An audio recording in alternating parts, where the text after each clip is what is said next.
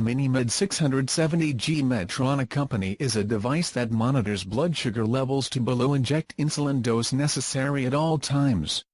From now on, any U.S. person with type 1 diabetes over 14 years you can buy and use this solution.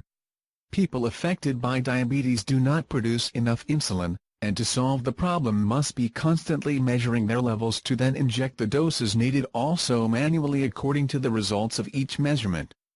Carelessness when monitor or inject insulin can end up being very serious.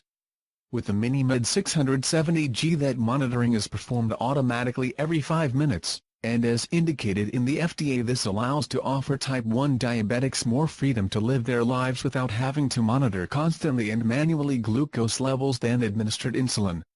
The device consists of a sensor attached to the skin and is responsible for measuring glucose levels, a pump, and also adheres the catheter to inject insulin.